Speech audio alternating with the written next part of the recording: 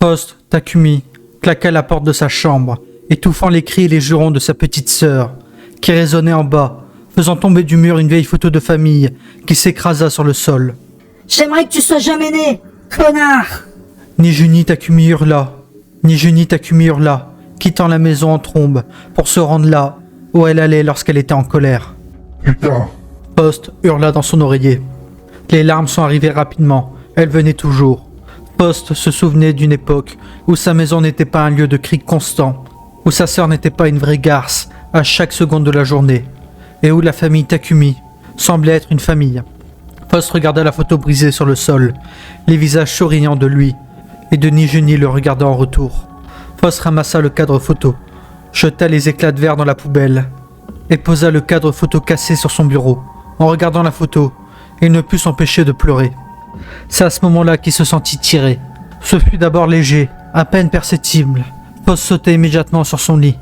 Mais la sensation d'être tiré se déplaça de ses pieds à son dos, comme si toute sa chambre était un sable mouvant, essayant de le tirer vers le bas. Mais où exactement? Le bourdonnement commença alors, une faible vibration, comme un moteur lointain. Il se faisait tirer de plus en plus fort. Les bords de sa chambre se déformèrent, des ombres s'étirent vers lui, criffant comme de la fumée.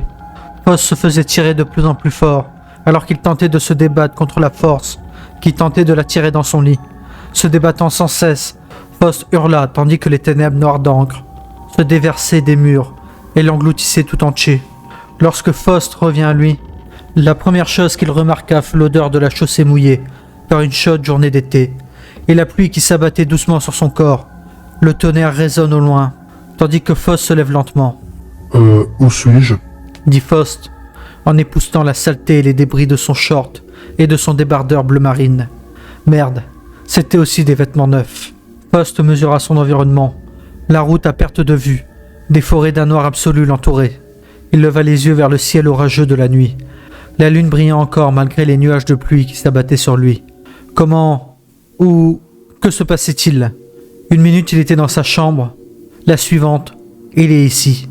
Tout d'abord, Faust devait se mettre à l'abri de la pluie.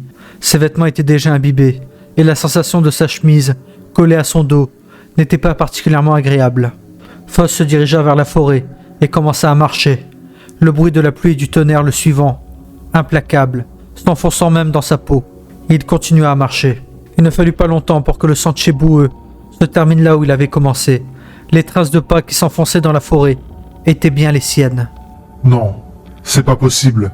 Il murmura à sa voix rauque, déglutissant difficilement. Son cœur battait douloureusement. Je dois juste continuer à avancer. En sortant de la forêt, Faust ne put s'empêcher de regarder les arbres à deux fois, les inspectant soigneusement. Est-ce qu'il respire? Demanda Faust, en posant la main sur une branche. Le tonnerre retentit au loin, et pendant une brève seconde, Faust aurait juré avoir entendu la voix de sa sœur. Nijuni? Faust cria, sortant de la forêt en courant et s'engageant sur la route. Nijuni, où es-tu? Rien d'autre que le bruit de la pluie et du tonnerre ne lui répondit, ainsi qu'une seconde voix, une voix que Faust avait mentalement bloquée dans son esprit. Merde, qu'est-ce que... Dit Faust, la voix brisée. Qu'est-ce qui se passe? J'ai juste besoin de trouver quelqu'un. Je dois trouver une voiture, obtenir des réponses, rentrer à la maison. Ajouta Faust en commençant à marcher. Il marcha pendant ce qui lui semblait être des décennies. Seules ses pensées lui tenaient compagnie. L'eau de pluie commençait lentement à tremper tout son être. Pourtant Faust continuait à avancer sur la route, un pied devant l'autre. Le tonnerre grondait, profond et lointain, emportant avec lui un murmure. « C'est à cause de toi !» Faust se retourna, scrutant les armes. « Qui est là ?» cria-t-il. Rien d'autre que la pluie et le tonnerre ne l'accueillit. Faust secoua la tête. « Je perds la boule. Ce n'est que la pluie. » se dit-il. Mais lorsqu'il fit demi-tour, quelque chose de nouveau l'attendait. Un grand panneau d'affichage, juste au bord de la route, sur lequel était affichée une vieille photo de famille. Faust s'en souvenait bien. Lui et Nijuni, quand ils étaient enfants, jouant à la plage avec son père, à moitié dans le sable. C'était un souvenir cher à Faust. Un souvenir où les choses étaient plus simples, où le monde avait un sens. Faust ne pouvait s'empêcher de sourire et de le fixer. Un bref répit dans l'enfer, dans lequel il s'était retrouvé. C'était parfait, trop parfait. Mais alors que Faust regardait fixement, la photo commençait à se tordre et à se déformer.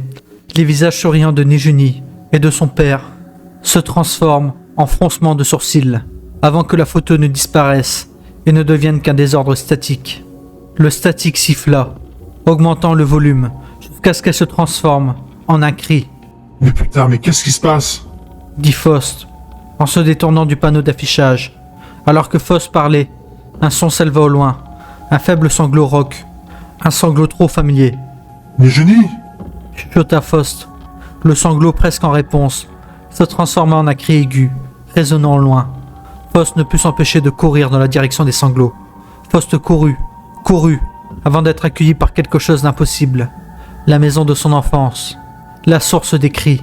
Presque instinctivement, Faust retourna à l'un des nains de jardin, saisit le double de la clé qui s'y trouvait depuis le début de leur séjour au 15 Gloomwood Lane et déverrouilla la porte.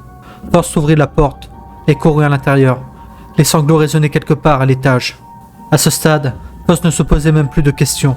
Ses jambes bougeaient indépendamment de son cerveau. Il courut à l'étage et entra dans la salle de bain. Les fenêtres surveillaient chacun de ses pas, les escaliers poussant ses pieds jusqu'à la salle de bain, presque comme si la maison le respirait. « Salope !» hurla Faust, 8 ans à sa sœur, qui tient une Game Boy trempée et un exemplaire de Pokémon Argent, encore dégoulinant d'eau. « J'ai dépensé tout l'argent de mon anniversaire pour ce truc. Tu gâches toujours tout. » hurla Faust, en brandissant la Game Boy dégoulinante comme une arme. Nijuni, âgé de 5 ans, lui répond en lui tirant la langue et en lui disant « Ça t'apprendra à être toujours aussi méchant avec maman et moi. » Ce qui suivit fut quelque chose que Faust regretta toujours, quelque chose qui était gravé dans son âme, quelque chose que, malgré tous ses efforts, il ne pouvait pas oublier plus d'une décennie plus tard. La Game Boy s'écrasa sur la tête de Nijuni, les vis et l'eau volant à travers la salle de bain. Nijuni recula, les larmes aux yeux, et regarde Faust, adulte, d'un air de trahison. Pourquoi? Fut tout ce qu'elle demanda, le sang jaillissant de sa tête et de son visage. Pourquoi me détestes-tu autant? Non, non, non, ce n'est pas ma faute. Faust frissonna, sa voix était rauque, ses genoux tombant sur le sol détrempé par la pluie. C'était un accident. Je n'ai pas fait exprès, hurla-t-il en se serrant la tête. La pluie dégoulinait du plafond et les carreaux de la salle de bain se brouillaient, s'étiraient et se déformaient, jusqu'à ce qu'il se trouve à nouveau sur la route, avec la jeune Nijuni. Tu gâches toujours tout. Tu ne t'es jamais soucié de moi, n'est-ce pas? C'était toujours pour toi. Dit-elle, d'une voix monocorde, le sang se mélangeant à l'eau de pluie, mourant lentement, son visage d'un rouge cramoisi sanguinolent. Je n'ai pas fait exprès, ce n'est pas de ma faute. Tu dis toujours ça. Ce n'est jamais de ta faute. Marmonna Nijuni, emporté par la pluie. Attends, non, ne me laisse pas. Faust hurla, courant vers sa place. Je ne veux pas être seul. Je ne voulais pas te blesser comme ça. Nijuni, s'il te plaît. Faust gémit doucement, alors que la pluie et le tonnerre s'intensifiaient, s'accrochant pratiquement à sa peau. S'il te plaît, ne me laisse pas tout seul comme ça. Dit Faust, à peine audible. Le pluie commença à frapper Faust. Plus fort et encore plus fort. La pluie semblait vivante, comme des poignards aiguisés, qui s'enfonçaient dans sa peau. Je ne voulais pas lui faire de mal. Je n'ai jamais voulu. Faust se répéta encore et encore, sa voix tremblante, jusqu'à ce qu'elle ne soit plus qu'un faible murmure. L'asphalte brillait sous l'orage, les flaques d'eau reflétant de faibles lueurs. Des phares. Faust s'élevait. L'espoir, le salut, un moyen de rentrer chez lui, de sortir de ce pétrin, un moyen d'arranger les choses.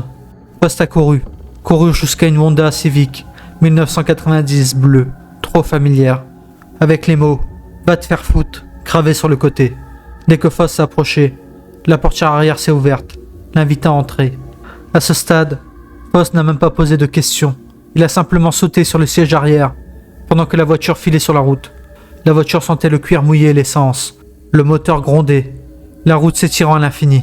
« Tu ne te soucies de personne d'autre que toi-même. » Dit une voix trop familière. « Toby ? Demanda Faust. Tu détruis toujours tout. Et ensuite tu blâmes les autres. » Toby Elliott lui répond. « Non, non, non, je n'ai pas fait exprès. » Balbutie Faust.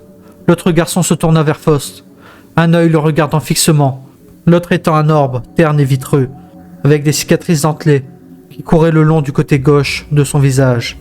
Son visage se tordit lorsqu'il parla, les cicatrices sur son visage craquant, comme du verre brisé. « C'est toi qui m'as fait ça. Toby dit. Sa voix est froide et monotone. Et tu n'as même pas le courage de t'excuser. Faust l'interrompit. Exactement. Faust se souvenait parfaitement de cette froide nuit de décembre, de l'alcool, de l'incident, des sirènes clignotantes, des menottes de métal froid qu'on lui avait passées au poignet. Je ne voulais pas. Laisse-moi deviner, ce n'est pas de ta faute. Faust ne pouvait pas répondre. Sa voix lui échappait. As-tu déjà pensé aux cicatrices que tu as laissées aux gens et que tu as laissées sans conséquence? Encore une fois, Faust resta sans voix. Qu'avait-il vraiment à dire? Les sièges de la voiture sont devenus collants. L'odeur de l'essence, le choc et le son des sirènes hurlent, crient, accusent. La voiture, et Toby avec elle, commence à fondre, presque emportée par la pluie. Non, s'il te plaît. Pas toi aussi. Pourquoi devrais-je être là pour toi, alors que tu n'as jamais été là pour aucun d'entre nous? Toby Elliott répondit, emporté par la pluie, laissant Faust seul à nouveau, sur la route. Non. Faust gémit, alors que le monde commença à fondre, ne révélant rien d'autre qu'un couloir de miroirs, chacun montrant un Faust différent. L'un le représentant en train d'écraser sa Game Boy sur la tête de Nijuni, un autre en train d'entrer dans la voiture de Toby, avec un sourire diabolique, et un troisième en train de voler de l'argent dans le portefeuille de sa propre mère. Je suis désolé. Faust dit, tombant sur ses genoux, alors que les larmes coulent, presque aussi fort que la pluie. Je ne suis qu'une putain de merde. Mon Dieu, pourquoi n'ai-je pas pu laisser les choses aller? Nijuni, Toby, tout le monde. Pourquoi n'ai-je pas pu m'arrêter? Arrêter de crier, arrêter de se battre, arrêter d'essayer de blesser les autres. Pourquoi n'ai-je pas pu laisser les choses telles qu'elles étaient? Faust s'écria, en regardant l'un des miroirs qui le montre en train de casser en deux le téléphone portable de sa sœur. Je devais toujours avoir le dernier mot. Je devais toujours avoir raison. Je devais toujours gagner. Il s'agissait toujours de moi, jamais des autres. J'ai blessé tant de gens. S'écria Faust. Enfin quelque chose. Tout. Fit-il dans son esprit. C'était le purgatoire, n'est-ce pas? Ou quelque chose de ce genre. C'était sa punition pour avoir été un être humain aussi horrible. Il n'aura jamais la chance de s'échapper. Jamais la chance d'arranger les choses. Mais vraiment, au point où il en était, le méritait-il vraiment? Je suis désolé. Je suis tellement désolé. Faust chuchota. Je comprends maintenant ce que tu essaies de me montrer, Nijuni. Toby, tout le monde, je suis désolé. Je suis vraiment désolé. Tu dis toujours ça. Siffla un reflet, les yeux vides et froids. Mais tu ne changes jamais. J'essaye. Hurla Faust. Je vois maintenant ce que cet endroit essaye de me montrer. Les miroirs commencèrent à se fissurer. Des fissures en forme de toile d'araignée, dansant sur leur surface. Je suis vraiment désolé. Je veux tout réparer. Je vais réparer ça. Vraiment. Je veux être meilleur. Je veux être une bonne personne. Alors tu comprends enfin? Une voix chuchota, et au loin, Faust pouvait jurer qu'il voyait une faible lumière rougeoyante. Ce n'était pas grand-chose, mais c'était quelque chose. Une ville infinie.